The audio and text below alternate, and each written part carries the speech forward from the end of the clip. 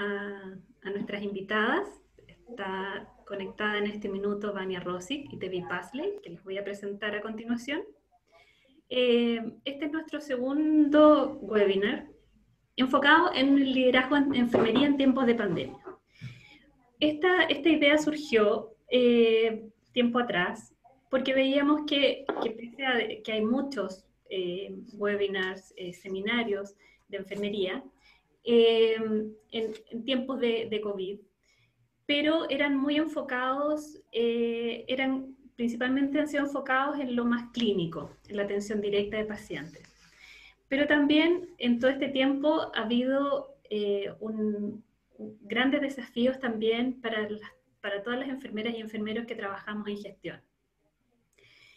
Y viendo también que todas las situaciones de crisis producen todos estos fenómenos, pueden sacar a la luz tanto las debilidades como fortalezas de las personas, de las organizaciones y de la sociedad en general, quisimos ver cómo esto también nos afectaba al liderazgo de enfermería. Entonces, en conjunto con la Escuela de Enfermería, organizamos estos webinars. Así que también presento a Isabel Catoni, que es la directora de la Escuela de Enfermería, con quien hicimos todo este trabajo. Así que buenas tardes también, Isabel. Ha sido un gran trabajo de esta enfermería, gran enfermería UC. Así que, como les decía también, liderar en estos tiempos de crisis e inestabilidad, todos estos cambios es un gran desafío. En este momento más que nunca nos damos cuenta lo clave que es tener enfermeras gestoras, enfermeras líderes, con capacidades para gestionar en crisis. Hemos tenido que vernos día a día envueltos también en ir cambiando nuestros estilos de liderazgo y adaptarnos a estas distintas situaciones. Teníamos que ser a lo mejor enfermeras más directivas en algún minuto porque nos interesaba cumplir con objetivos claros, pero también tenía que ser escuchando a nuestras enfermeras que estaban en la primera línea al lado de nuestros pacientes para darle mayor flexibilidad y más agilidad a la operación. También teníamos que escuchar más que nunca y hacer partícipe a nuestras enfermeras y enfermeros de los problemas y hacerlos parte también de la solución. Ha quedado demostrado que hemos tenido enfermeras y enfermeros de primer nivel. Y también han quedado demostrados algunas personas que a lo mejor se vieron muy expuestas a esta presión y no fueron capaces tampoco de responder. Y ellas mismas a veces se hicieron a un lado o trataron de enfocarse en otras cosas que sí podían ser un aporte. Diariamente vimos que tuvimos que contener a nuestros equipos, y esto no ha terminado, o sea, todavía estamos conteniendo a nuestros equipos, porque hoy vemos más que en el pic mismo, el cansancio, el agotamiento y la fatiga de nuestros equipos. Nosotros como líderes también tuvimos que tener la responsabilidad de tener la gente en el número necesario y capacitado para atender un número mayor de pacientes que el habitual y con una gravedad mayor que la habitual. Tuvimos que convertir camas, reconvertir camas, hacer distintas estrategias también para asegurar que nuestros pacientes estuvieran seguros. Pero también a veces conteniendo la frustración de nuestros equipos porque a lo mejor no estábamos dando al 100% el tipo de calidad y la atención que estábamos acostumbradas a dar. Sumado también a los miedos personales de las familias, todos en este periodo hemos tenido algún pariente, algún familiar cercano, algún amigo en quien les ha tocado de cerca esta situación. Este año, el 2020, había sido declarado por la OMS como el año de la enfermería. Y yo creo que no lo vamos a olvidar jamás. Era cómo relevar el liderazgo de enfermería, cómo tener más acceso a la cobertura universal y global de salud. Enfermería tiene mucho que aportar, y mucho que aportar todavía, porque creemos que no solo es un momento adecuado de mostrar todas nuestras capacidades, de mostrar no solo nuestra atención clínica, sino que también toda nuestra capacidad de gestionar recursos, de gestionar el personal, de gestionar políticas, de hacer procedimientos, de hacer protocolos que sean validados y tener cada día más evidencia científica, mayor evidencia para la toma de decisiones. Pero yo creo que aún estamos un poco en deuda, porque pese a todo ese trabajo realizado, y por eso también después podremos conversar con nuestras panelistas, todavía nos falta influencia en los gobiernos o en las mesas directivas en la toma de decisiones.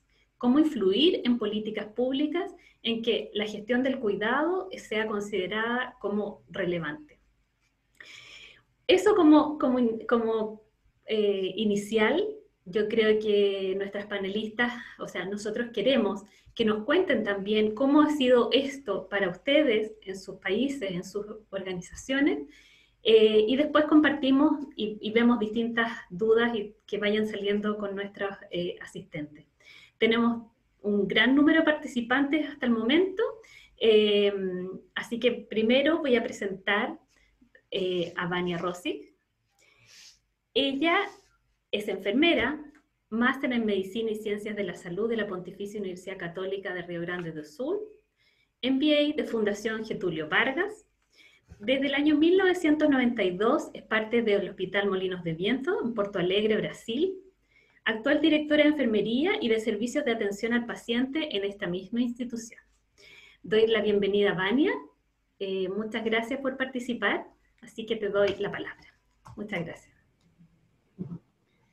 Boa tarde a todos, grande agradecimento à Sônia pelo convite em poder estar aí compartilhando um pouco do que nós, enfermeiros gestores, estamos fazendo na liderança junto às equipes no combate ao Covid-19.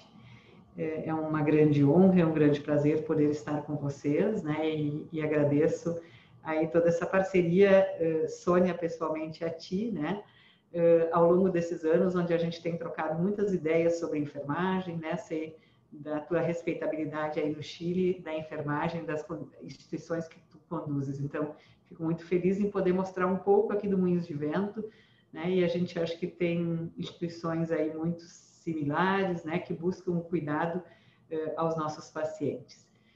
Então, só para trazer um pouco, o Hospital Moinhos de Vento é uma instituição já praticamente centenária, hoje temos 472 leitos, né? E antes da pandemia tínhamos aí 56 leitos de terapia intensiva adulto. Já vou voltar nesse assunto na sequência, porque como grande desafio, acho que todos nós tivemos na instituição, né, a partir daquilo que a gente estava vendo na China, na Itália e na Europa como um todo, em pensar em como faríamos nossa estrutura ficar adaptada e como teríamos equipes para poderem estar cuidando de nossos pacientes na gravidade que a gente estava enxergando tanto na China como na Europa como um todo.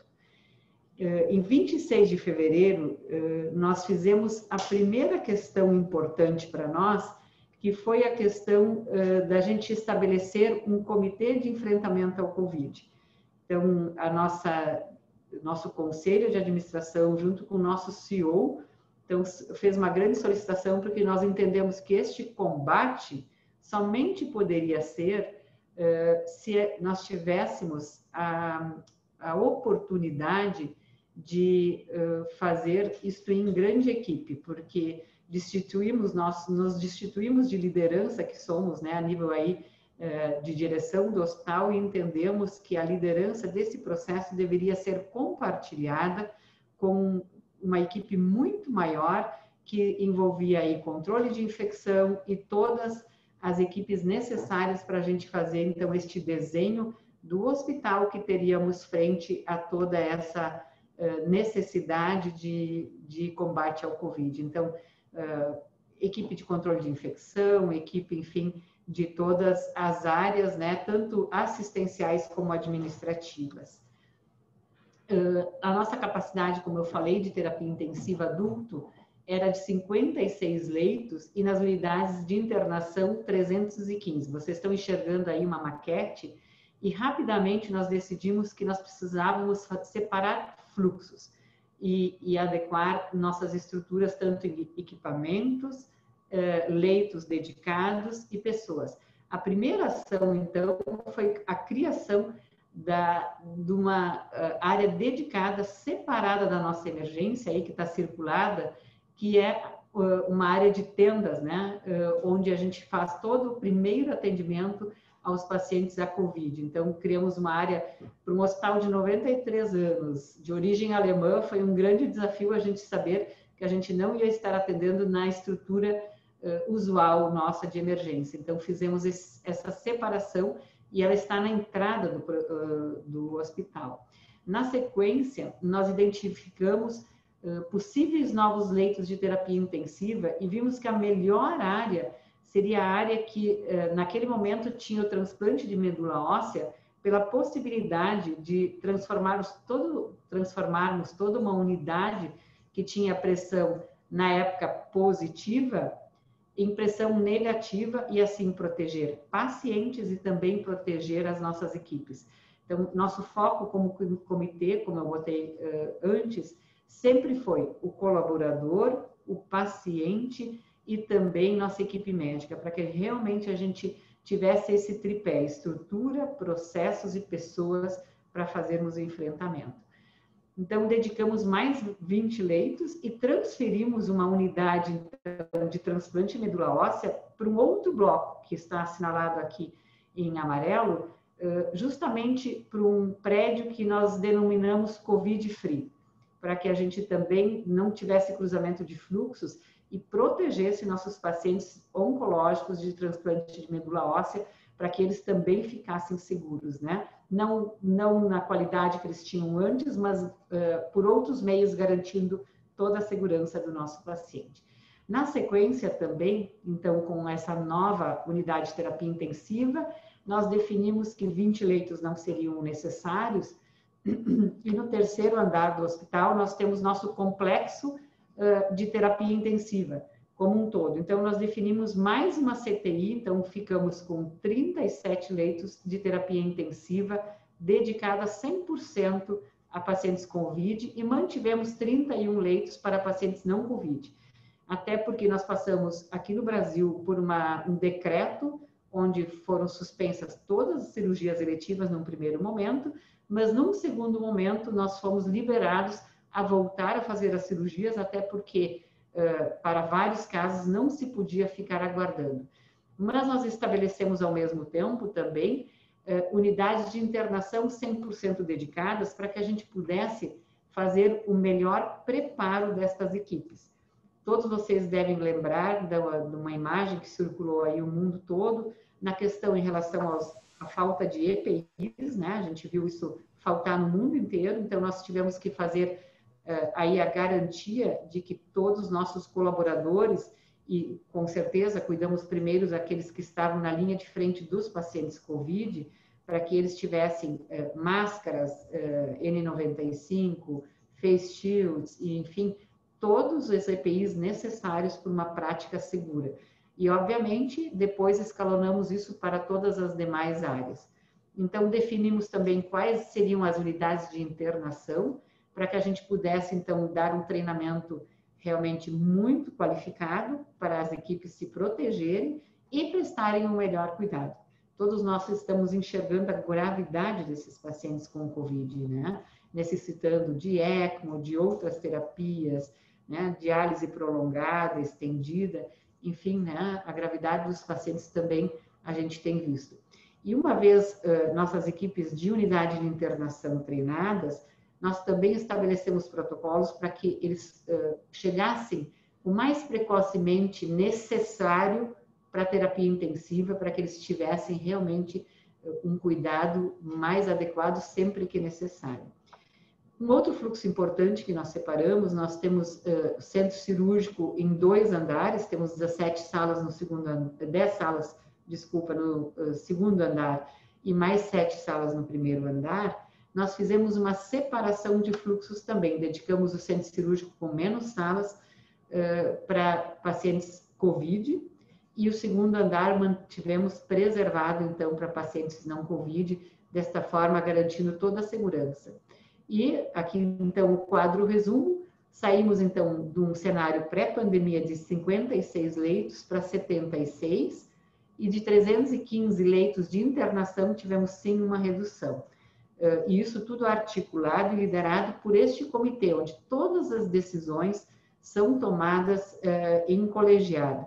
Este comitê se reuniu a partir do dia 26 de fevereiro diariamente, e hoje, né, com todos os nossos processos organizados, nós temos feito reuniões 2 vezes por semana, online, para garantir, então, que todos os passos sejam feitos de maneira cadenciada e que a comunicação se dê para todas as estruturas do hospital de uma forma efetiva.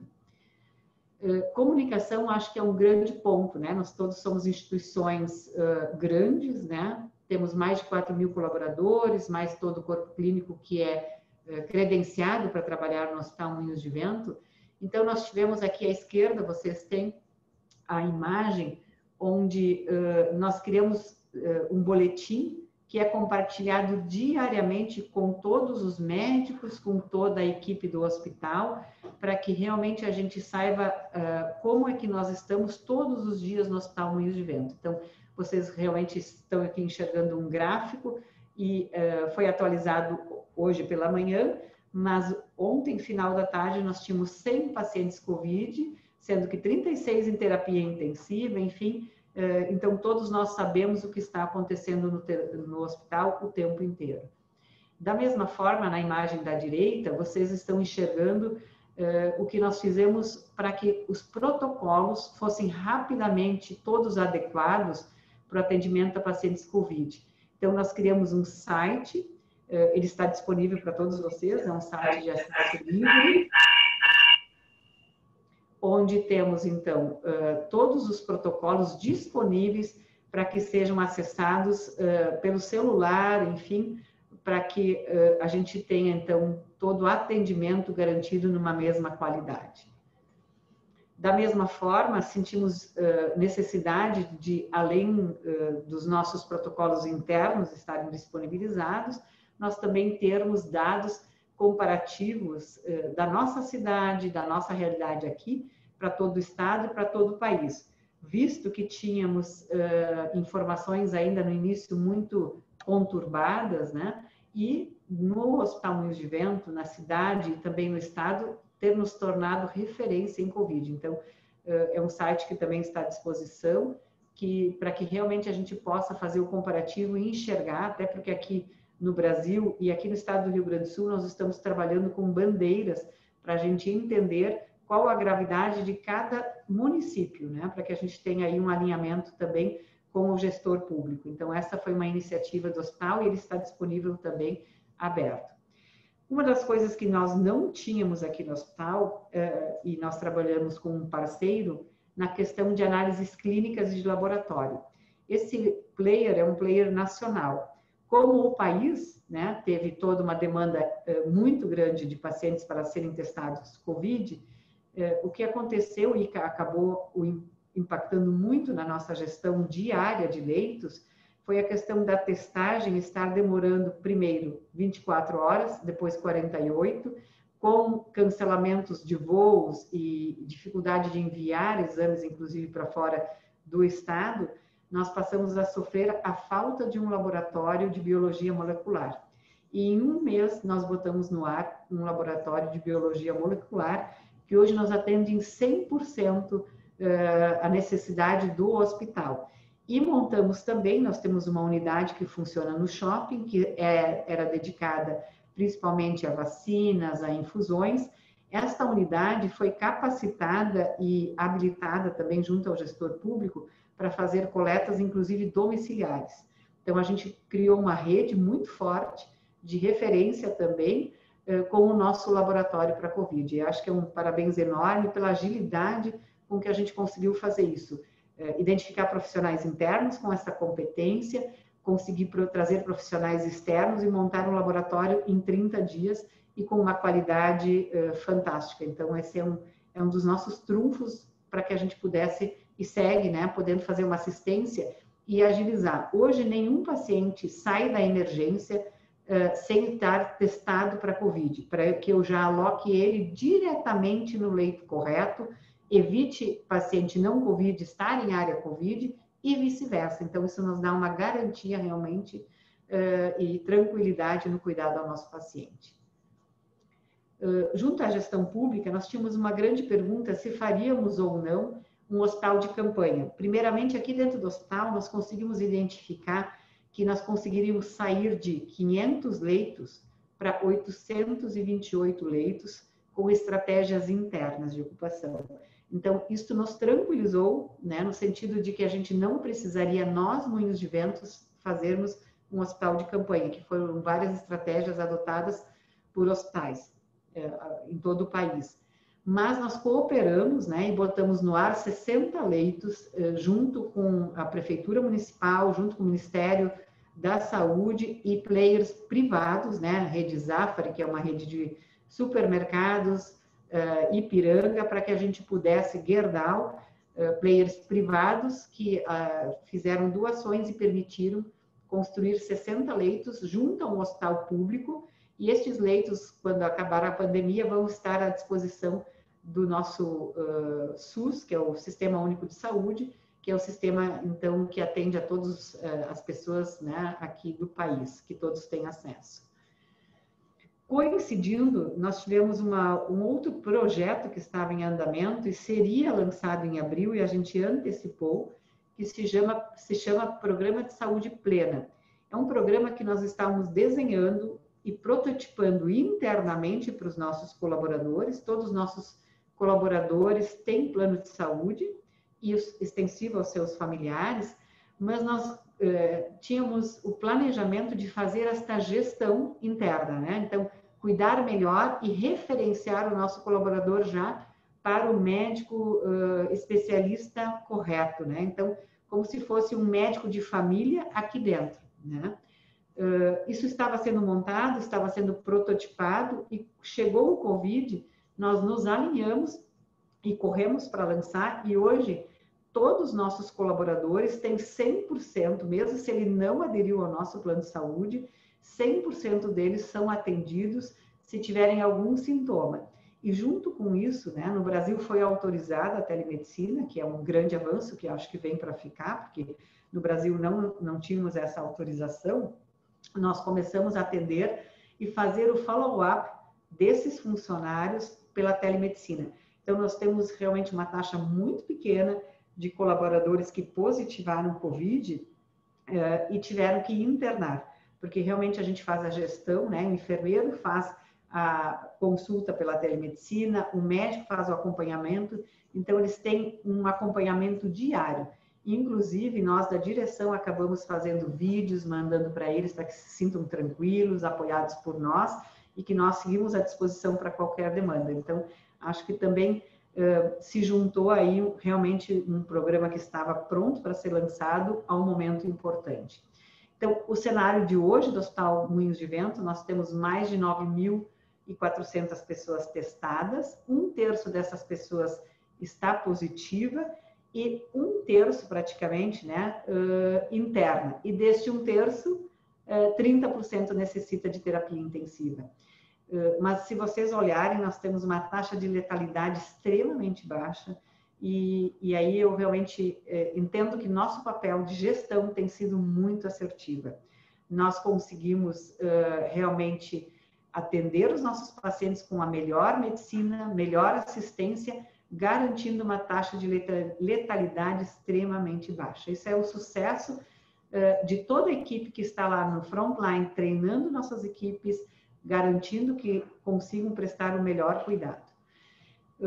Dos nossos colaboradores, acho que isso é importante também trazer, nós temos praticamente 4.000 colaboradores, mais de 3.400 já foram testados em algum momento para COVID, e hoje nós temos uma taxa de 12,3% de colaboradores positivos.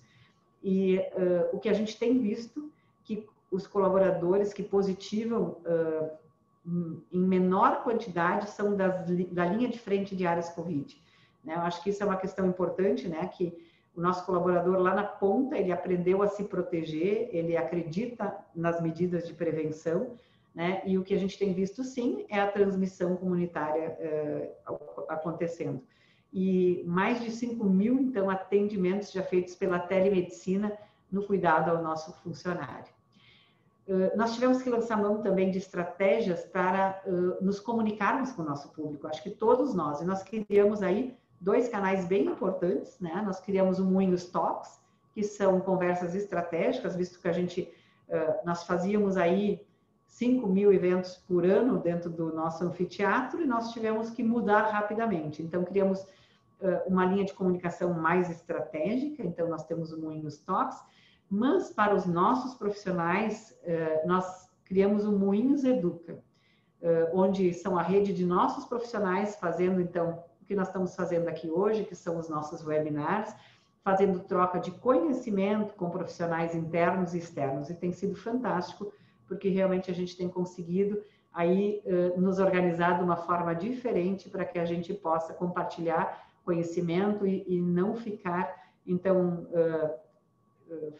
sem falar sobre nossos temas, sem olhar como que se cuida desse paciente e também não perder de vista todo o outro cenário de saúde que está acontecendo dentro do hospital. No cuidado ao paciente, né, no What Matters to You, que é a campanha mundial do dia 6 de junho, nós decidimos fazer uma campanha dupla. Cuidar do nosso colaborador, do nosso funcionário e do nosso paciente. Então, nós tivemos 2 linhas de atuação e foi linda a campanha, né? Realmente reconhecendo quem está na linha de frente, mas também cuidando do nosso paciente, né? O nosso paciente que estava habituado, uma UTI aberta 24 horas para familiares e acompanhantes, um hospital que tinha 24 horas de acesso de familiares, aí buscando a certificação do Plan 3, do Magnet, de repente teve que se mudar, né? Não poderia mais ter essa circulação, então nós entendemos que nós tínhamos que fazer diferente. Então aqui, né, ações que nós fizemos com os nossos pacientes e no cuidado aos nossos colaboradores, né? O cuidado que todos eles também tiveram aí, né? Copiamos várias estratégias do mundo inteiro, né? Os nossos pacientes querendo saber quem eram eles que estavam cuidando, então os crachás ampliados. Então, assim, realmente a gente fica muito feliz e a gente tem tido um retorno muito positivo, inclusive dos pacientes. E nosso NPS, acabei não botando aqui, que nós temos um NPS aí no ano de 2019 de 82%, este ano nós conseguimos alavancar, estamos em 83%, ou seja, em tempos de pandemia, nós conseguimos realmente melhorar ainda mais a experiência do nosso paciente.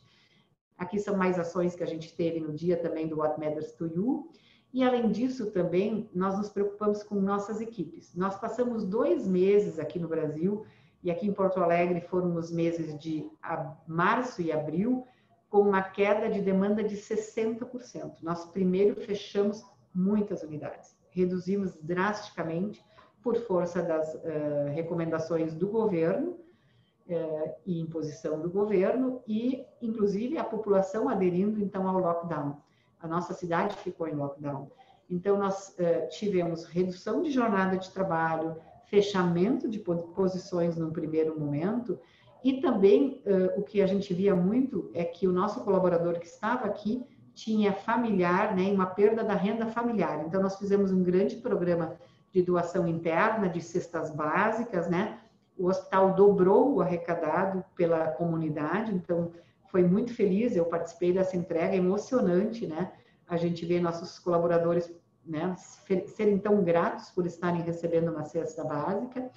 E agora, né, na comemoração das 500 altas dos pacientes COVID, nós fizemos uma ação onde todos os nossos gestores estão indo na linha de frente e agradecendo um a um, com um pequeno tag, realmente com uma mensagem e um chocolate para dizer que nós estamos juntos, que apesar de mais longe do que o usual, né, porque usualmente nós estávamos muito próximos da nossa equipe no dia a dia, e eu como superintendente assistencial, CNO, diariamente indo às áreas, né, e nós também tivemos que nos proteger, tivemos que fazer política de home office, mas querer trazer para eles o quanto que eles são importantes e o quanto que nós estamos próximos, mesmo um pouco mais distantes.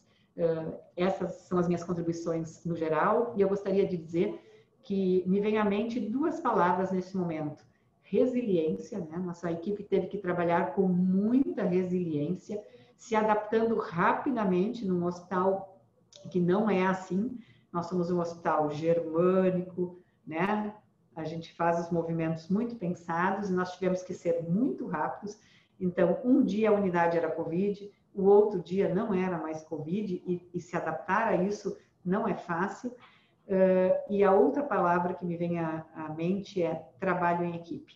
Nada disso poderia ter sido feito se eu não tivesse uma grande equipe multidisciplinar que acredita em cada um de nós como lideranças, né? E meu agradecimento ao comitê. Nós seguimos aqui em Porto Alegre, né, no auge da nossa pandemia, como eu falei para vocês, estamos hoje com 100% pacientes internados, lotados, né, com outro cenário hoje já disputando leito. Diariamente, nós estamos com mais de 100% da nossa capacidade ocupada, né? Então, estamos tendo que ser criativos todos os dias. Muito obrigada. Muchas gracias, Vania. Gracias también por tu tiempo, entendiendo lo complejo que es con la ocupación que dices en este minuto. Te pido que nos acompañes para las preguntas finales para la mesa redonda que están recibiendo a través de nuestro chat. Y recordar también a todos nuestros espectadores que pueden seleccionar la traducción simultánea en el mundo que aparece abajo de la pantalla y seleccionar el idioma en que desean escuchar. A continuación, seguimos con nuestras panelistas muy importantes.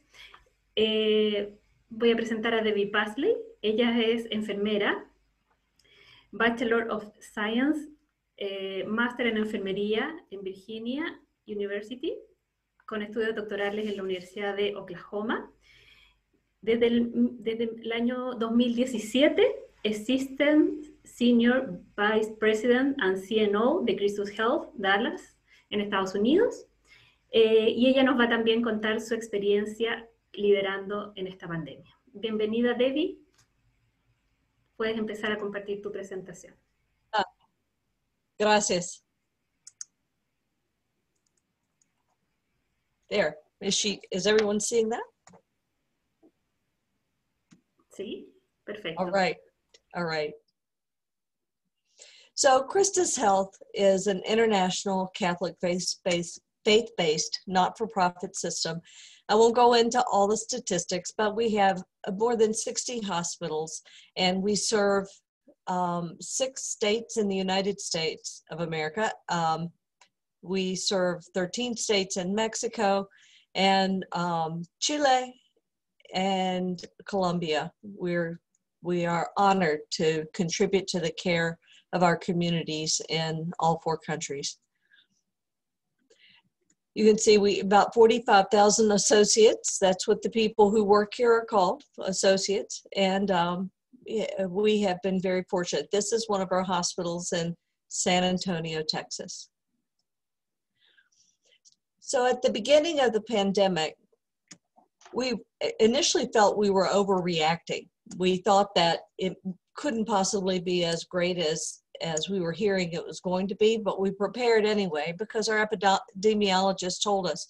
And we created a command center, which is sort of a central point that everyone could reach out to for resources. And nursing became a steady part of that presence. We recognized that nursing care was going to be at the center of the demands and that a shortage of nurses was a factor in all of our US-based ministries. Fortunately, in Mexico, Colombia, and Chile, nurses are still more readily available. Our command center, after a week, we converted it to a virtual format. All of us went back to our offices and we used Zoom to conduct the command center. That allowed us to take it home with us. The virtual center lived at my house in my kitchen on weekends and at night. But it enabled us to have timely two-way communication with multiple individuals at once. So if we were running out of supplies in New Mexico at 10 o'clock on a Friday night, we were able to get someone to get a supply on an airplane to them. questions about testing, recommendations for personal protective equipment, PPE, needs for supplies and other topics could be answered quickly and support provided in a short time frame. Those of us at the Krista system office called and texted at times. We even ran around to each other's offices, waving frantically to get the attention of someone who needed to answer a question for someone on the command center. At the same time, we had a multidisciplinary team build triage protocols which described the priorities around caring for our communities from early on in the pandemic to the worst conditions we could imagine. Fortunately, we have not reached that. We're on the downswing currently in all of our US-based ministries, and as well as in Chile. Colombia is still very high, but we have not reached those points that we imagined could occur. Nursing was a strong part of all those discussions, and we advocated for the expectations which would allow nurses at the bedside to provide quality care to as many patients as possible. This is an example of a flow chart that came out of our creation of the triage protocols. You know, how we would look at each patient and then where to go with patients based on their priority. And we use the SOFA score. Described the severity of their condition as well as their predicted outcome. The roles that most often called upon in those early weeks were, of course, infection prevention. Our infection prevention practitioners came front and center. If you didn't know who they were, you knew who they were then. Of course, our laboratory leaders, occupational health nurses, usually in connection with the infection prevention practitioners. Nursing practice experts were relied upon very heavily as we built protocols for care. And our information technology and virtual care experts became critical to us as we developed the way to care for patients and still preserve the personal protective equipment that was in short supply.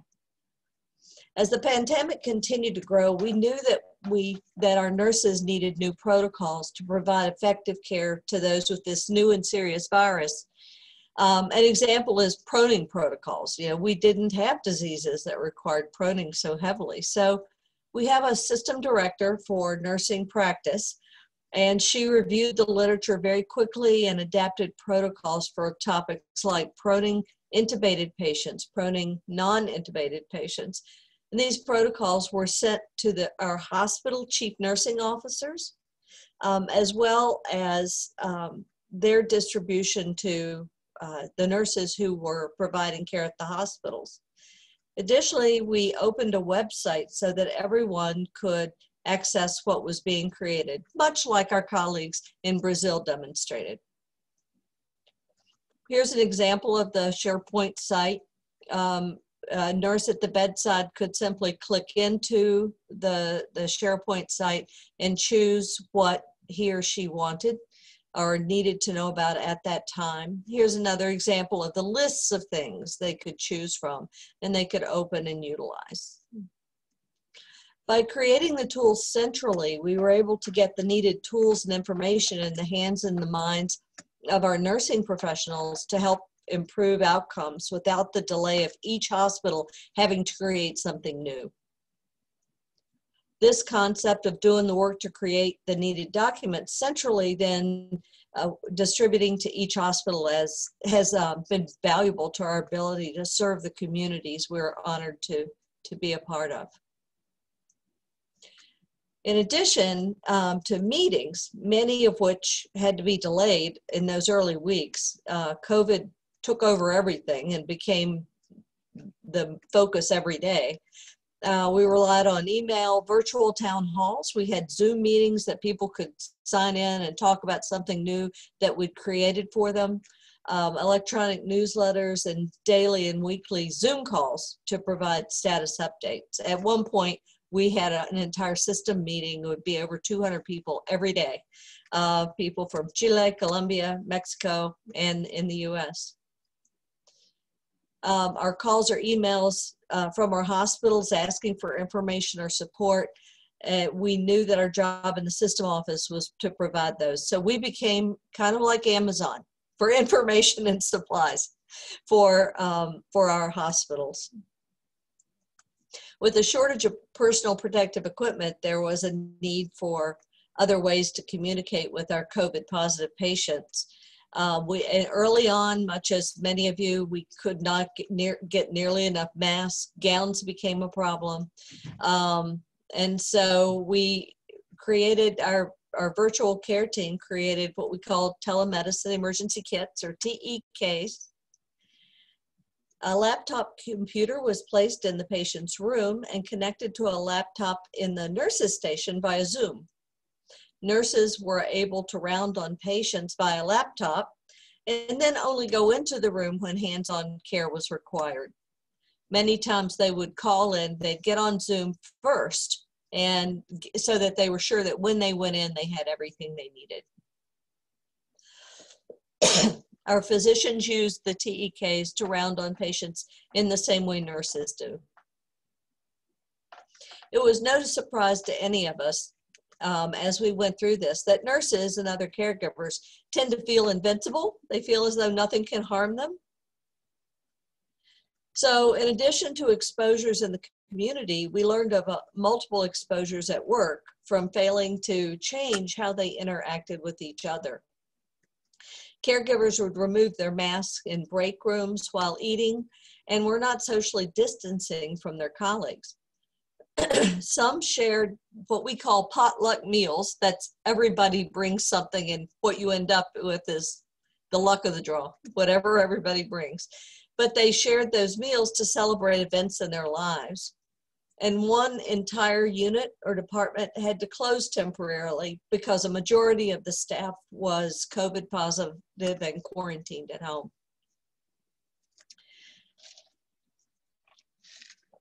Guidelines to prevent exposures like that then had to be created and communicated to CNOs. It really was a simple thing, but people just didn't think about protecting themselves the way they recommended to the community that everyone else protect themselves. Nurse leaders in the hospitals had to establish cooperation with these guidelines on each unit. So they had to, get out there and take the message. We created signage to remind staff of the need to protect themselves, even while on break or eating meals. We had to even remove furniture from rooms to prevent people from being too close. The cost of having people at every entrance to screen staff and the essential visitors as they arrived at the hospital became very expensive early on. So nurses and other staff were delayed getting to work as well because there would be long lines to be screened as they came to work. We had to limit the number of entrances to control the flow into our hospitals because there weren't enough people to act as screeners.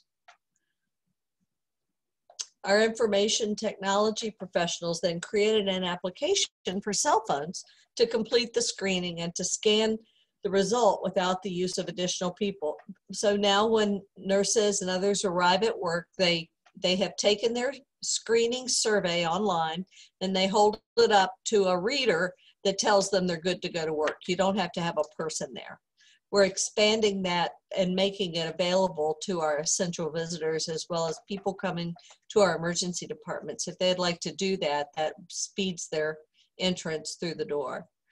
And then we're doing random temperature checks throughout the shift. We don't do a temperature check on everyone.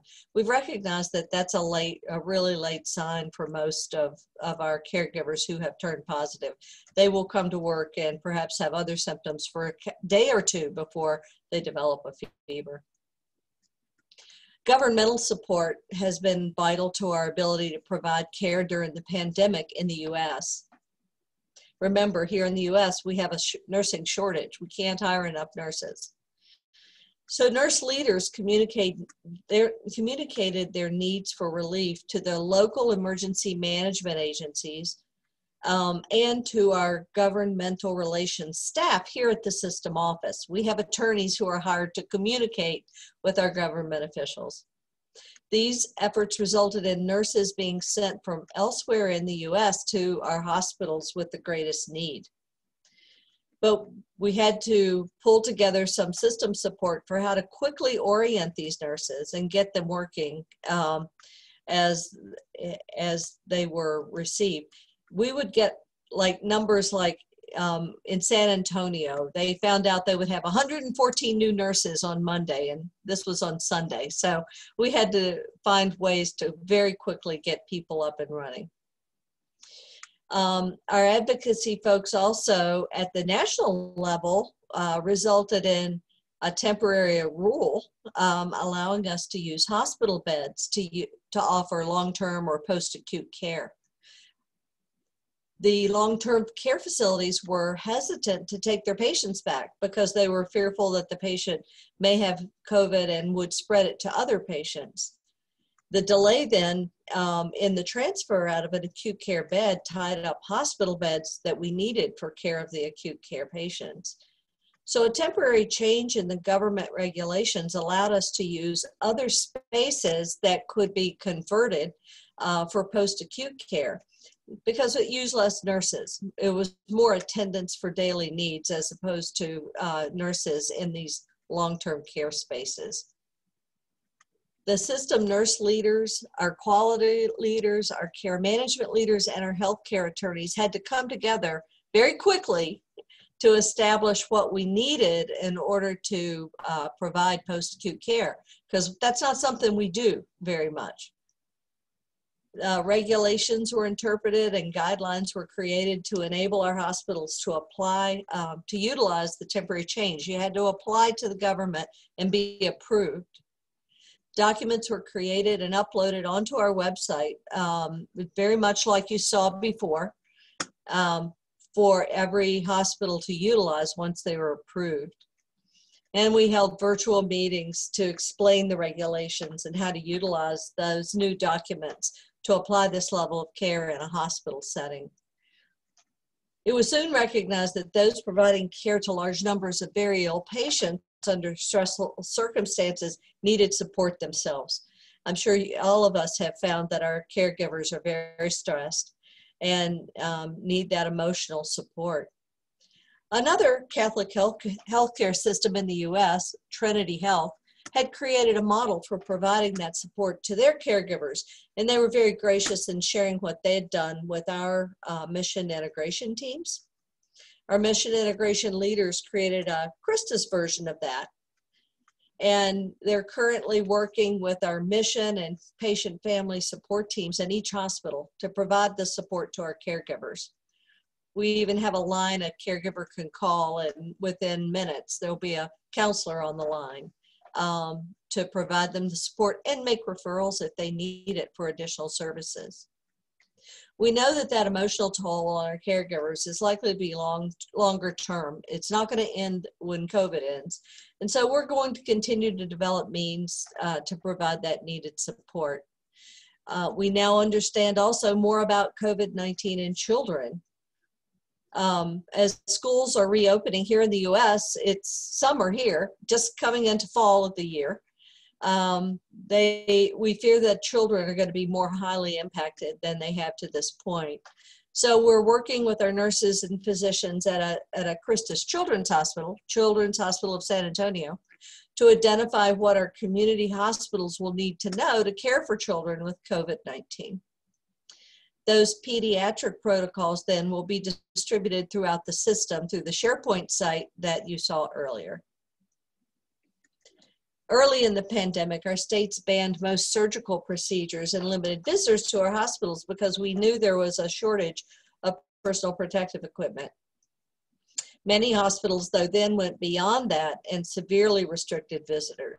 They said no visitors coming in.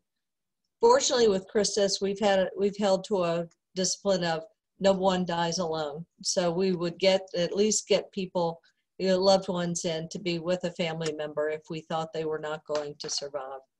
But the combined effort of especially those who restricted visitors so severely was that it caused many to fear for their safety within our hospitals. They hadn't been allowed in, their loved ones weren't allowed in, so they delayed their own care. Their hospitals seemed like a place that they were more likely to contract it, and so they stayed away.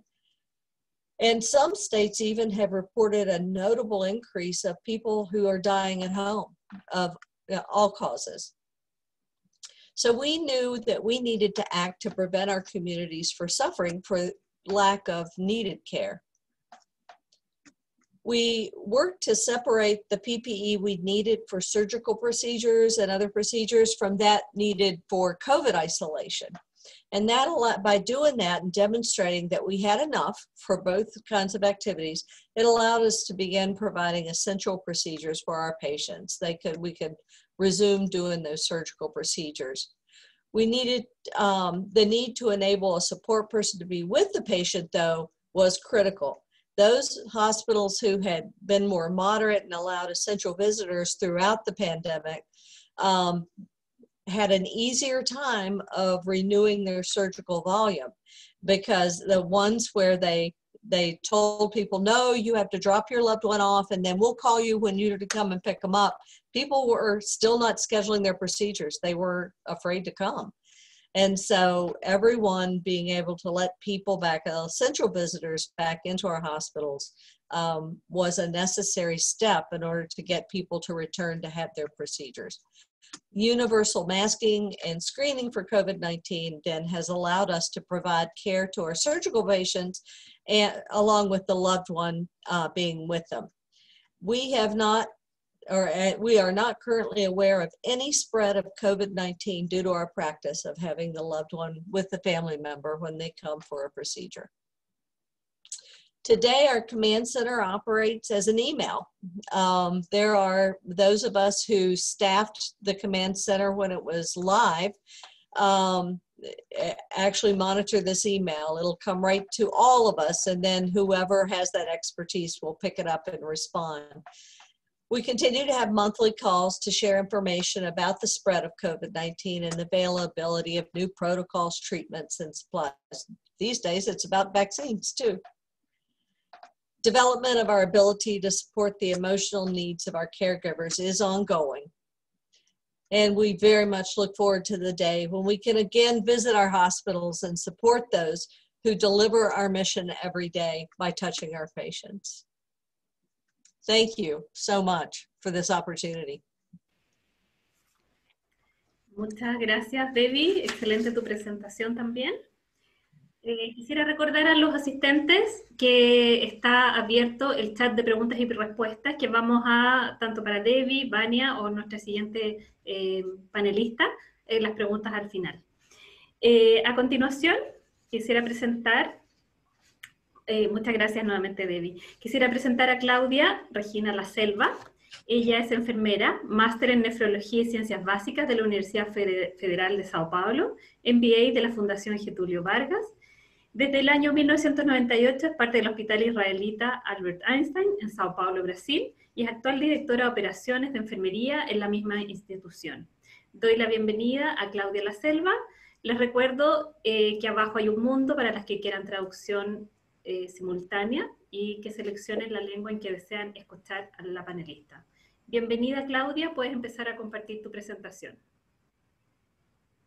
Olá, olá a todos. Oi, Sônia, é um prazer muito grande estar aqui com vocês. Eu não tenho, como eu achei que o tempo era muito escasso, 15 minutos, eu não tenho uma apresentação, vou só conversar com vocês, tá bem? Então, muito feliz por estar aqui, né? Por estar aqui com colegas que representam tão bem a enfermagem nas Américas, né? A gente sabe os desafios que a pandemia nos impôs, então é muito importante nós compartilharmos as melhores experiências, né? Eu faço parte do board internacional da campanha Nursing Now, represento as Américas, né, a parte da América Latina, e nós idealizamos este ano, o ano de 2020, para que fosse um ano de comemorações, né?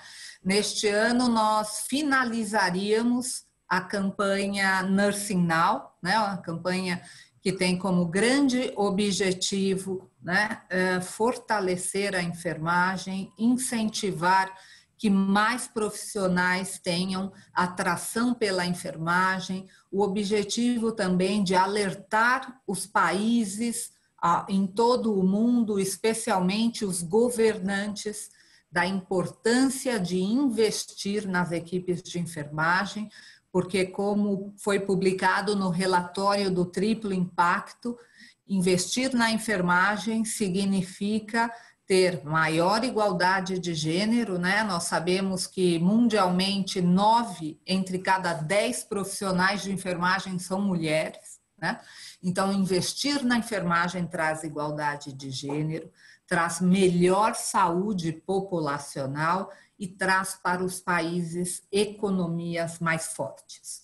Então, com base no relatório do Triplo Impacto, nós desenhamos a campanha Nursing Now, que finalizaria este ano, né, em comemoração ao bicentenário de Florence Nightingale, a precursora da enfermagem científica.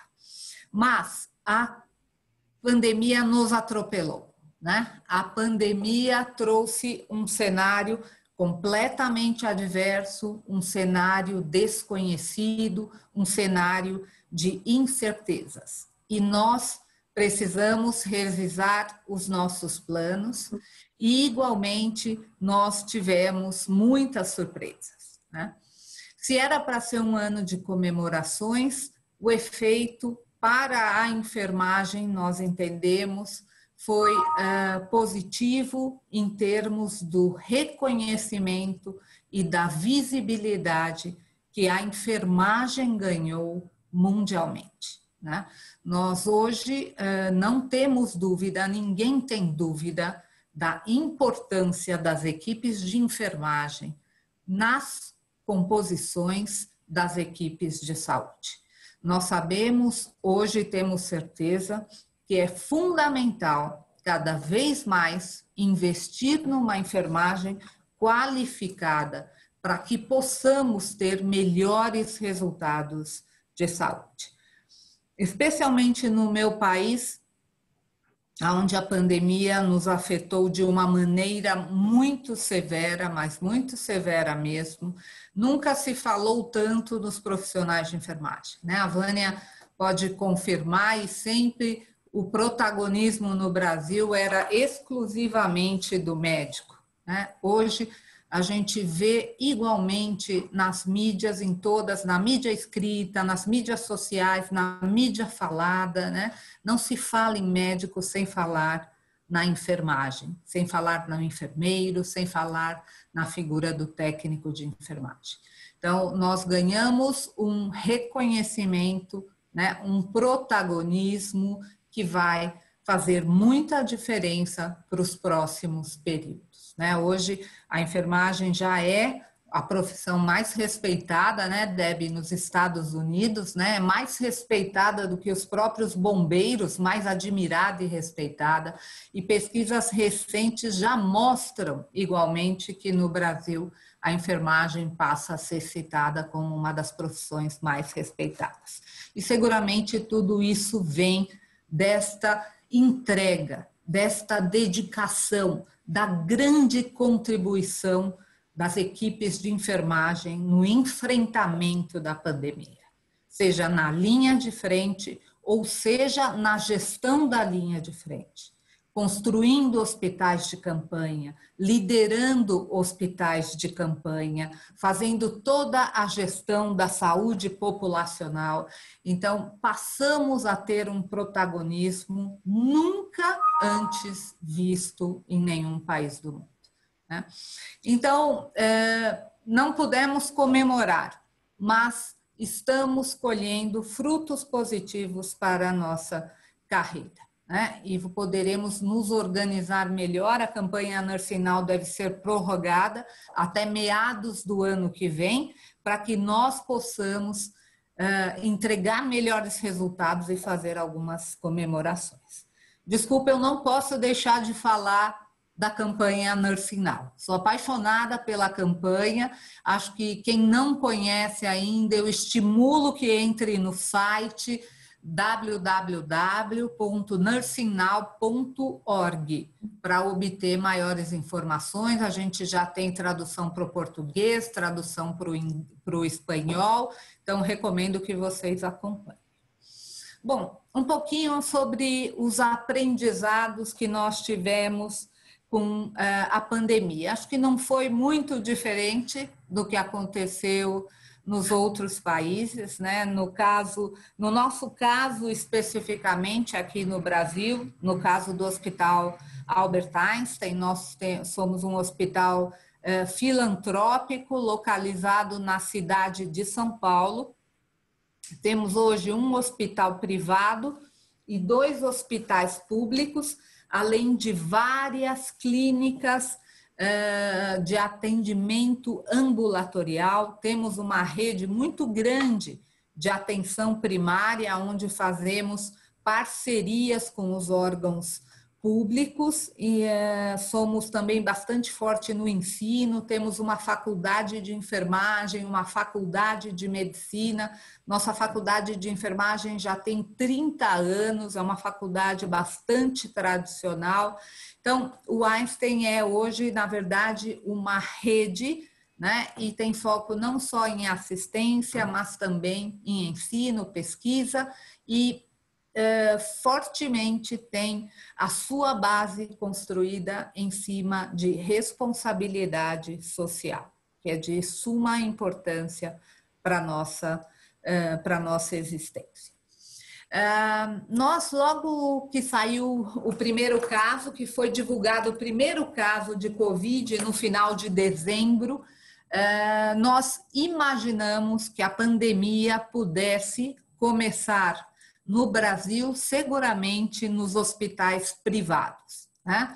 Porque se ela estava acometendo, né, pessoas na China e logo se espalhou por outros países na Europa, a gente imaginou que quem primeiro teria contato seriam aqueles empresários, seriam aquelas pessoas que têm mais uma condição social melhor, que viajam com mais frequência e que teriam o contato primeiramente com o vírus. E assim foi.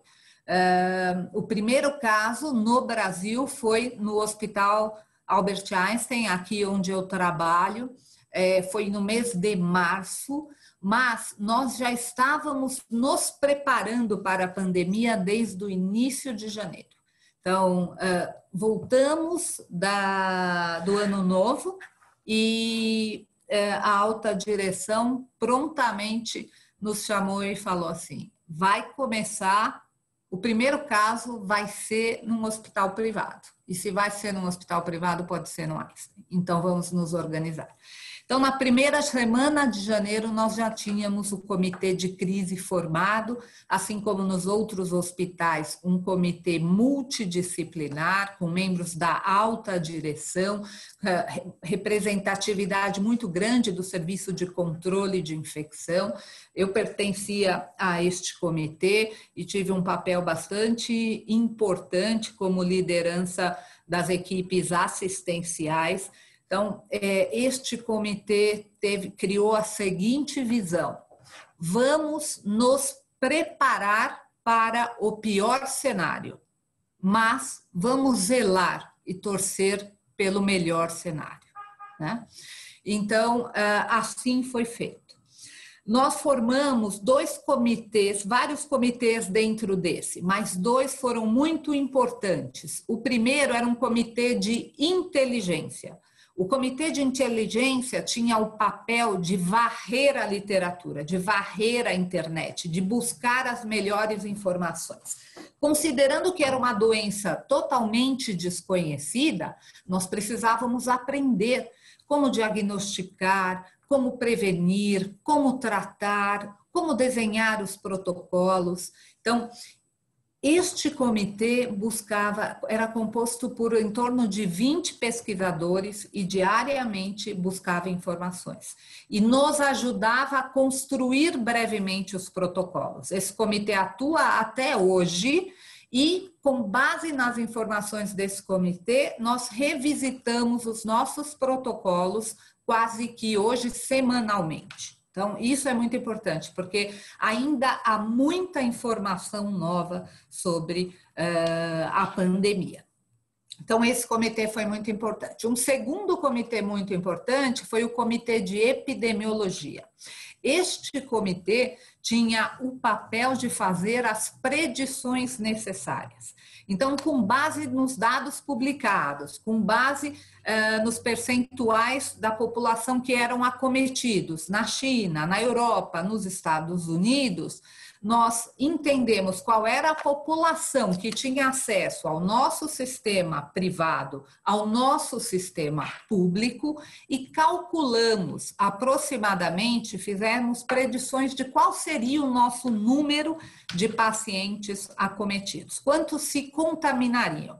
A partir daí, calculamos em torno de 20% desses que seriam admitidos nos hospitais, 5% que teria uma gravidade maior e precisaria de leito de UTI, em torno de 4% desses que precisaria de respirador, outros que precisariam de máquina de circulação extracorpórea, de diálise e assim por diante. Então, com base nesses dados, nós estimamos todos os recursos. Estimamos quanto que eu precisaria de leitos de UTI, de leitos de clínica médica, quantos respiradores eu precisaria comprar, qual era o número de EPIs, quantos aventais por dia eu ia usar, quantas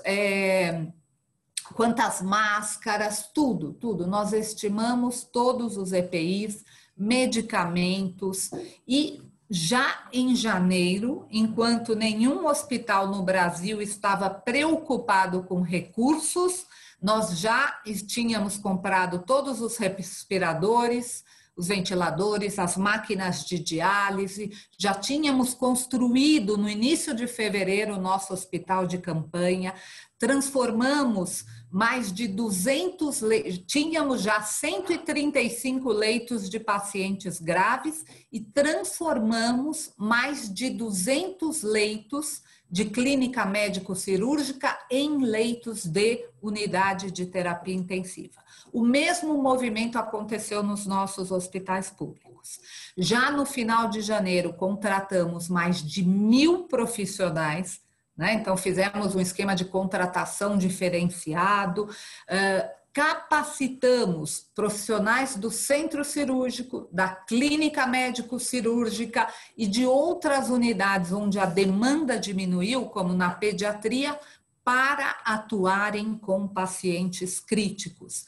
Então, fizemos uma capacitação breve de todos esses profissionais que já começou em janeiro, né? Então, como eu disse, nos preparamos para o pior cenário, mas zelando para que viesse o melhor cenário. Então, com base nessas predições, nós estimamos todos os recursos e começamos a fazer toda essa modificação, né?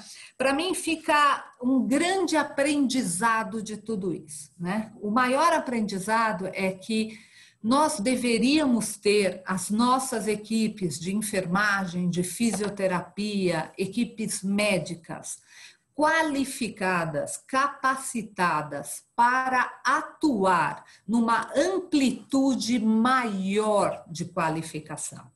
Então, a gente precisa, sim, ter mais profissionais, mesmo que eles não trabalhem na UTI. Eu preciso ter um rodízio, capacitá-los, deixá-los hábeis a atuar em terapia intensiva, né? Então, isso foi um grande aprendizado. Hoje, a gente já está fazendo isso, né? Mesmo tendo reduzido o número de pacientes com Covid. Outro aprendizado muito grande, né? O sistema público no Brasil, ele precisa do sistema privado, né? Como a pandemia aconteceu em tempos diferentes no Brasil, o pico da pandemia no público e no privado, primeiro ela veio forte no privado, pelos motivos que eu expliquei anteriormente, ela veio mais tardiamente no público. e foi ótimo, porque nós pudemos desviar os recursos, nós pudemos compartilhar recursos, nós enviamos muitos respiradores para os hospitais públicos. Eu diariamente mandava profissionais para atuarem nos nossos hospitais públicos. Então, a importância do compartilhamento de recursos, né, e do aprendizado entre o público e o privado é fundamental para a sobrevivência do sistema de saúde. E nós precisamos continuar cultivando isso. Então, isso foi uma coisa que muito nos orgulhou. O Einstein, para vocês terem ideia, mais de 1/3 dos leitos públicos de terapia intensiva no estado de São Paulo estavam sendo geridos pelo Einstein. Nossas taxas de mortalidade comparada a diversos hospitais são taxas bastante interessantes, enquanto em um momento inicial da pandemia a gente via em muitos hospitais, até americanos, segundo publicações, acho que a Debbie pode confirmar, nós tínhamos a mortalidade em pacientes intubados cerca entre 80% e 85%, no início da pandemia. No nosso hospital ela não passava de 20%, 25%. Então, porque nós tínhamos os recursos, porque nós treinamos as pessoas, porque nós implementamos os protocolos e, obviamente, a pandemia aconteceu aqui mais tardiamente. Então, a gente aprendeu com tudo que foi publicado nos Estados Unidos, Então, essa questão é muito importante numa pandemia, a atualização constante, aprender diariamente, mudar rapidamente os protocolos, Outro ponto que eu queria destacar, numa pandemia a gente sempre tem, no mínimo, 4 ondas. A primeira é essa que a gente combateu no início, aquilo que é decorrente do próprio Covid, então, pacientes que precisam de UTI, intubados e assim por diante. A segunda onda, que é que os pacientes em estado de emergência não procuram os hospitais, então a gente viu aqui durante um bom tempo pacientes chegarem aqui infartados, sem condição de atendimento, perdendo o tempo da janela de fazer o porta-balão e assim por diante. E a terceira onda, pacientes que precisam de tratamento deixam de procurar o hospital nas situações crônicas.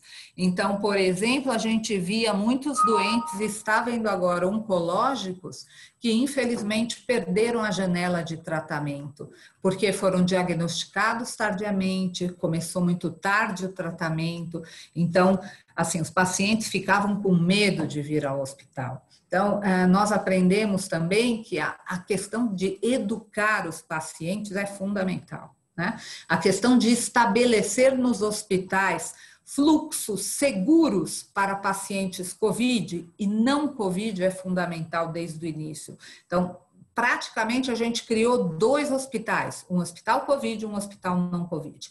Corredores diferentes, elevadores diferentes, centros cirúrgicos diferentes, andares diferentes, para colocar os pacientes.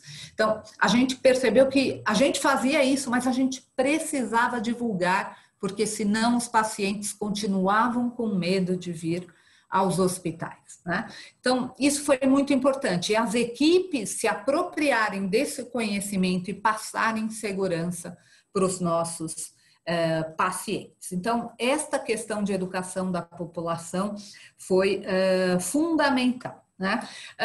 Um outro aprendizado que foi bastante importante para mim foi o quanto a gente pôde cuidar dos nossos colaboradores nesse período. Todas as ações adotadas foram de extrema valia para que os colaboradores se sentissem acolhidos, para que se sentissem cuidados. Nós temos um orgulho muito grande de não ter perdido sequer um colaborador ou familiar de colaborador que tinha acesso ao nosso serviço, porque nós cuidamos de todos os pacientes, de todos os colaboradores aqui no nosso hospital. Tivemos colaboradores extremamente graves, que precisaram de diálise, de circulação extracorpórea, que ficaram entubados, e todos eles se recuperaram. É um motivo de extremo orgulho para nós. Nós fizemos várias ações para prevenir os sinais da quarta onda, né? Que são os problemas de saúde mental, que vêm juntos a uma pandemia. Então, nós tínhamos um programa, ou temos até hoje, que chama Ouvide, que é um programa em que psicólogos estão disponíveis basicamente 24 horas para todos os colaboradores, e a gente criou salas de descompressão em todas as unidades, especialmente nas unidades COVID. Nessas salas de descompressão, a equipe pode ir lá durante o turno e por 10 minutos, 15 minutos, conversar com um psicólogo, ter o apoio que precisa mesmo durante o horário de trabalho. Nós procuramos também acolher as mães, né? Foi um período em que as escolas ainda estão fechadas no Brasil, mas todas as escolas ficaram fechadas. Então, apesar da recomendação de fechar a nossa creche, nós mantivemos a nossa creche funcionando com todos os cuidados. E fizemos mais. Nós alugamos uma escola aqui ao lado do Morumbi, que estaria fechada, para que os nossos funcionários que tinham filhos que antes iriam para a escola e não poderiam ir, para que eles tivessem onde deixar os seus filhos durante a pandemia. Porque senão não teria escola, a gente não teria pessoas aqui para trabalhar, né? Como é que ia ser? E isso foi a gente está com essa escola alugada até hoje, né? Desde o mês de fevereiro, os colaboradores enxergam isso como um cuidado extremo. Alugamos um hotel para os colaboradores ficarem, que tinham receio de voltar para suas famílias e contaminar seus pais, seus familiares. Então, fizemos diversas ações com foco em acolher e minimizar todo essa ansiedade e as dificuldades que vieram com a pandemia. Acho que um outro fator que eu gostaria muito de acrescentar aqui é a questão da importância da enfermagem na retomada, né? Nós percebemos rapidamente no mês por volta do mês de julho, né, de junho mais precisamente, que a pandemia não seria tão severa quanto seria, né, quanto estava aparecendo, porém os pacientes eletivos sumiram do hospital e isso comprometeu de maneira muito importante a nossa receita e o nosso resultado. Então, nós estávamos com bastante receio de ter que fazer muitos desligamentos, de ter que suspender serviços, né? Então, rapidamente formamos um comitê interno, que chamamos de comitê de retomada, para rapidamente programar a retomada.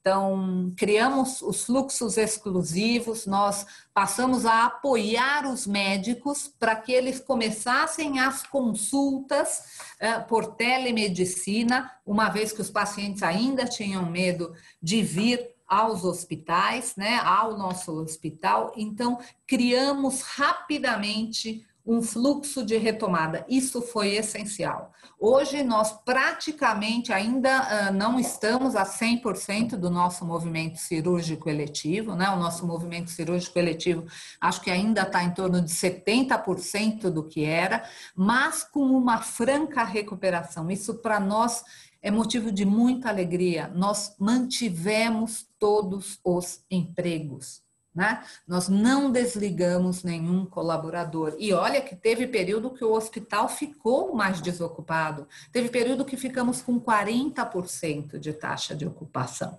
Então, assim, nós percebemos que na retomada o que era importante, rapidez, agilidade, né? Suporte aos médicos, entender o que é que faria os pacientes voltarem ao hospital, né?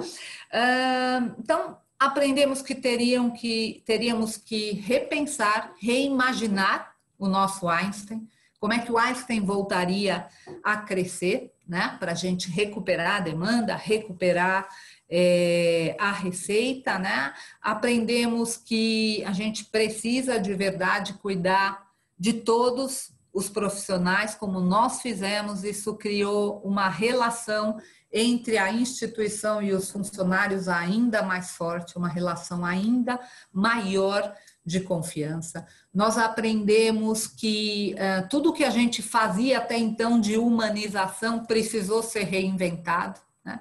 Então, no caso aqui do nosso hospital, nós fomos o primeiro hospital no mundo, no Brasil a permitir visita 24 horas por dia na terapia intensiva, né?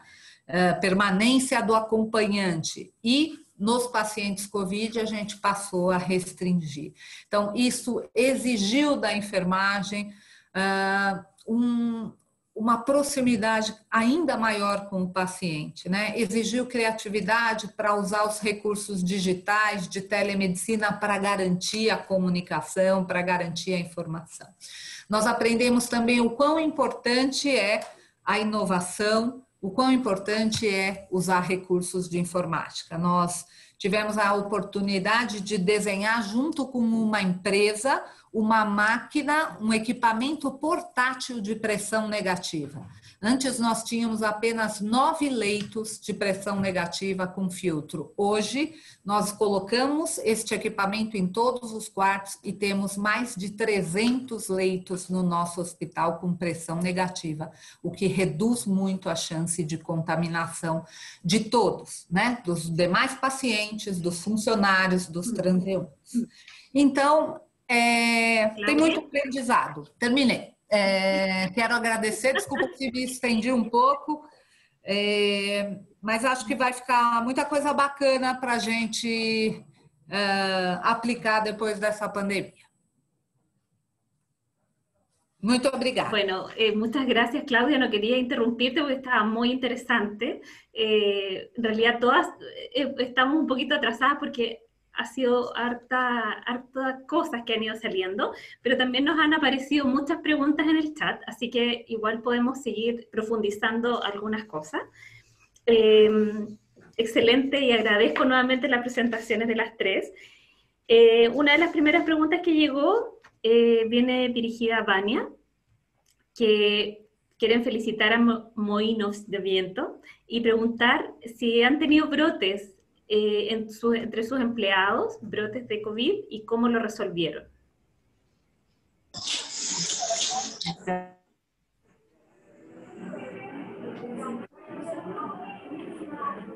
Nosso serviço de controle de infecção. Nós dobramos nossa equipe de controle de infecção, e qualquer sinal que a gente observava no nosso serviço, então, que cuida dos nossos colaboradores, que eu citei antes, quando a gente via uma coincidência diária, nós fazíamos realmente uma busca ativa, todas as áreas coletavam, para que a gente realmente pudesse garantir o isolamento. Chegamos a ter nenhum, mas sim áreas com 3, 4 colaboradores, né? E claro que numa CTI com mais de 300 colaboradores, nunca chegou a ser um surto, mas sempre uma questão muito ativa e rápida de rastreamento para garantia de que não teríamos um surto, né? Essa foi uma das coisas positivas, inclusive de termos criado o nosso laboratório de biologia molecular, onde então a nossa prioridade era o colaborador, para realmente fazer essa testagem em massa. Muchas gracias, Vania. A Debbie le hacen la pregunta del impacto de TEC en la calidad de atención de los pacientes y cómo lo evaluaron. Could you repeat the question about the impact of what? El impacto de TEC en calidad de la atención, en el impacto de la calidad de la atención de los pacientes y cómo lo evaluaron. Largely, it's been a subjective assessment based on the feedback of patients. They described to us that they felt calmer, having been able to see the face of their caregivers, and felt as though they had better communication with their caregivers.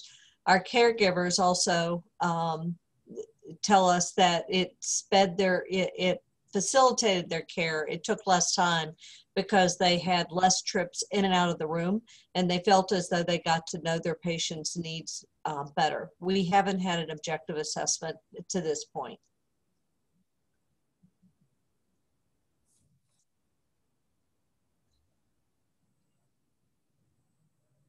Perfecto, muchas gracias, Debbie.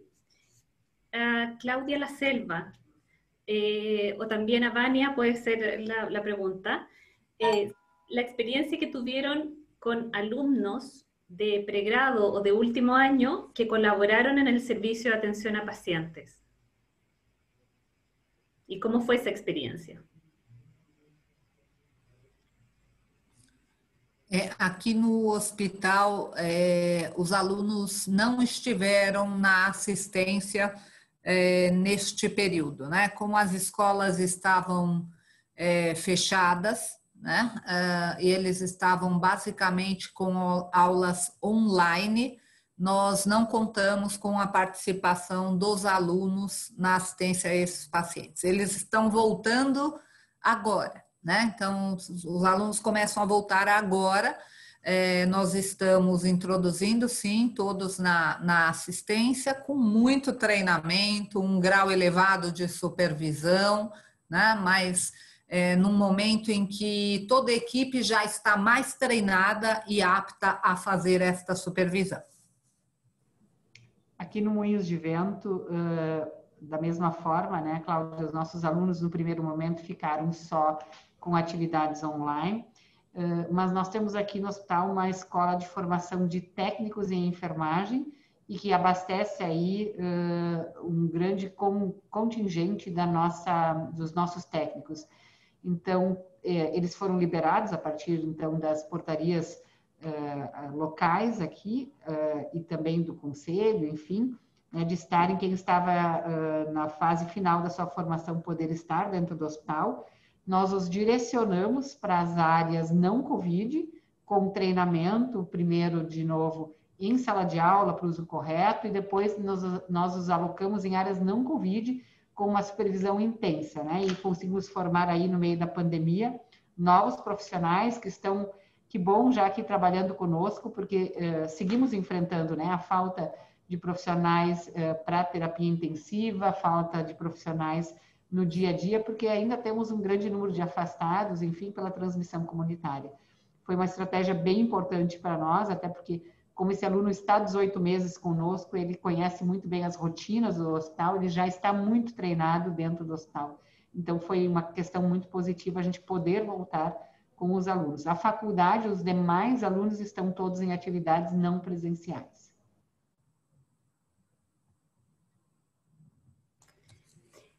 Todas nombraron toda esta gente adicional que hubo que contratar. Me sorprendió el número que Claudia me parece que dijo que habían tenido que contratar a 1000 profesionales. Todos tuvimos que recurrir a personal adicional. Llega un momento en que faltan manos. ¿Cómo hacer también que todo este personal estuviera capacitado? Varias nombraron distintas estrategias de capacitación, pero no es lo mismo tener el flujo de capacitaciones normales de una organización que capacitar en un periodo breve de tiempo a este gran número de personal. ¿Cómo lograron también hacer que esto fuera eficiente, que fuera efectivo, para también que no impactara en la calidad y seguridad de atención de nuestros pacientes? Y le hago esta pregunta a las tres y doy la palabra si alguien quiere tomarla. Porque fue algo de todas, digamos.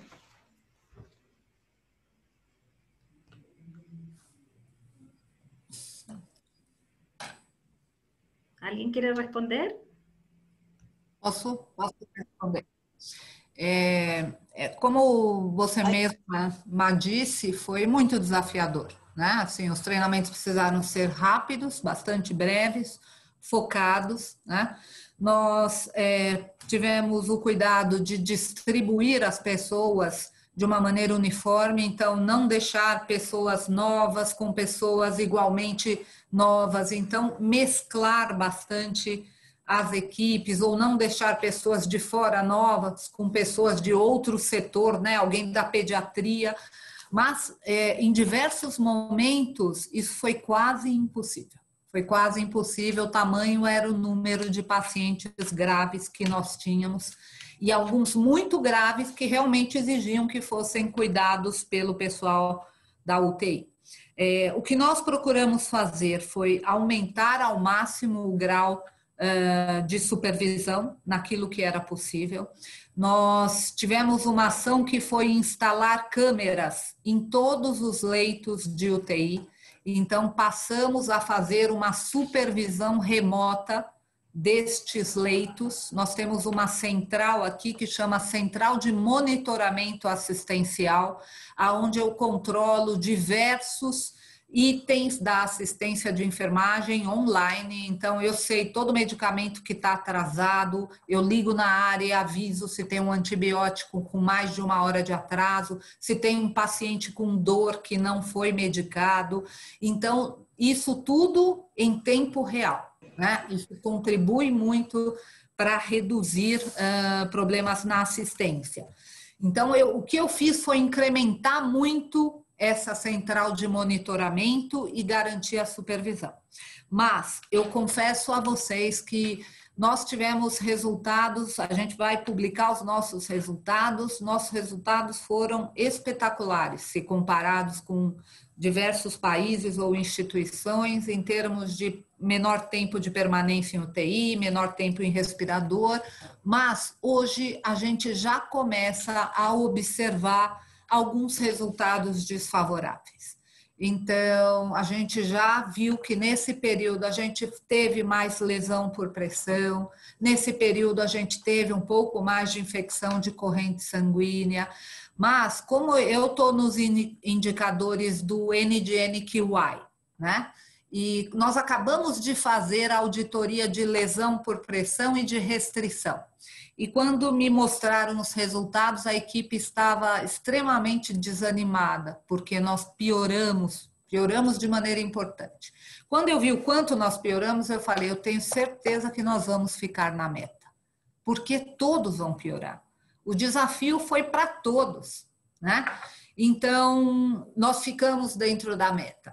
O que eu quero dizer é, não foi possível manter os mesmos indicadores e o mesmo padrão do período anterior. Infelizmente, não. Nós tivemos um pouco mais de infecção, tivemos um pouco mais de evento adverso, tivemos um pouco mais de lesão por pressão. Era uma situação muito adversa, especialmente no início e no pico da pandemia. Então, acho que vai sobrar agora uma reavaliação. E a gente tem conversado muito, né? Se a gente podia ter feito alguma coisa de diferente. Mas eu sempre falo para as minhas lideranças que a gente precisa ter muito cuidado como nós levamos esses resultados para as nossas equipes, né? Eu até me emociono, porque as nossas equipes foram bravas, foram guerreiras, entregaram o melhor de si, né? E estão fazendo até hoje, né? Então, não dava para imaginar que ia ser tudo 100%, né? Mas fica a certeza de que a gente fez o nosso melhor. Eu gostaria de complementar. Gracias, Claudia. Contestaste, Vania, te doy enseguida la palabra. Contestaste también otra parte de la pregunta que estaba unida, que estaban haciendo también si habían aumentado los eventos adversos en sus organizaciones. Vania, perdón, sí. Imagina, né? Acho que a Cláudia já nos trouxe o cenário que todos nós, acho que enfrentamos, né? Acho que as nossas equipes estão sendo maravilhosas, extremamente dedicadas, mas o turnover, o número de afastados diário impacta sim na qualidade. Por mais que a gente usou medidas eletrônicas para nos ajudarem, né? No meu celular toca se alguém da emergência está esperando para ser atendido mais de 60 minutos, se alguma campainha está tocando mais que 5 minutos, para a gente poder apoiar aquela equipe lá no local. Mas sim, a gente teve mais infecção, mais lesão por pressão. Mas eu tenho certeza que a equipe deu o seu melhor, né? E deu o seu melhor num tempo de resposta muito rápido, porque tudo que era presencial, e nós, na enfermagem, tínhamos e temos muito hábito do presencial, né? Essa mudança para o digital foi difícil, mas muito rápido, porque todo mundo teve que se adaptar. Então, os treinamentos virtuais foram criados, um grande apoio da nossa área de educação corporativa, da nossa faculdade, para criar materiais eletrônicos para dar suporte, né? E uma outra questão que foi muito bonita e tem sido, né?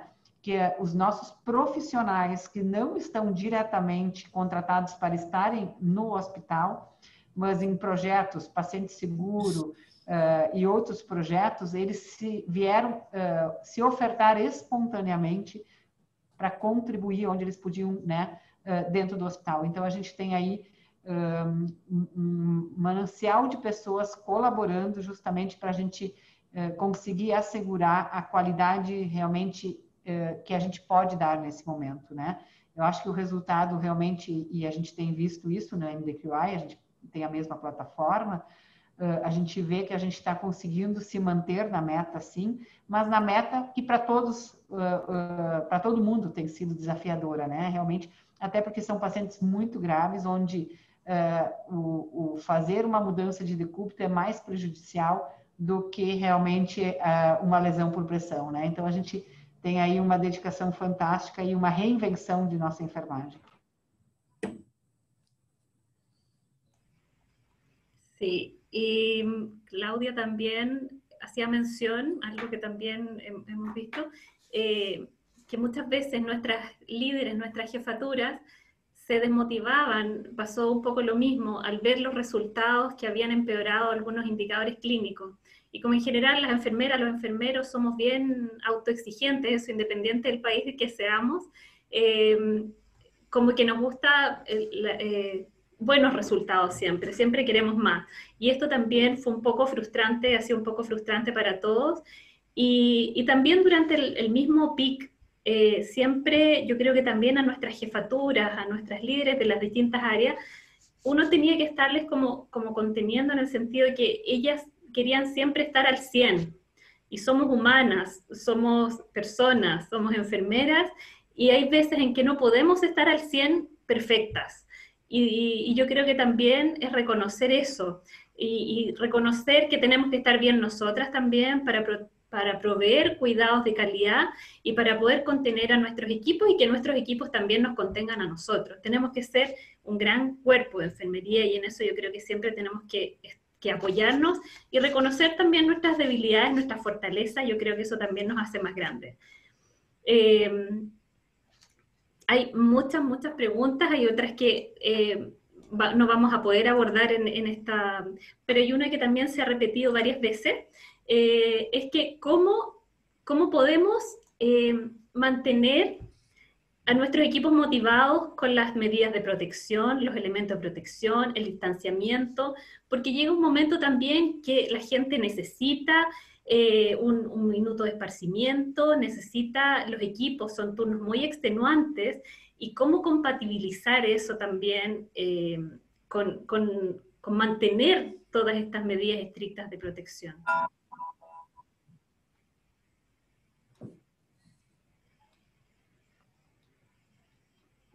Debbie, a lo mejor parece que quieres hablar.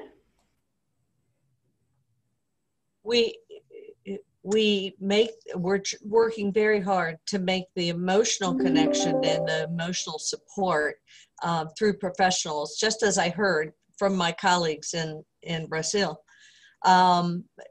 Making it available electronically is of help, but also we find that our teams are doing a lot more texting each other and communicating with each other telephonically.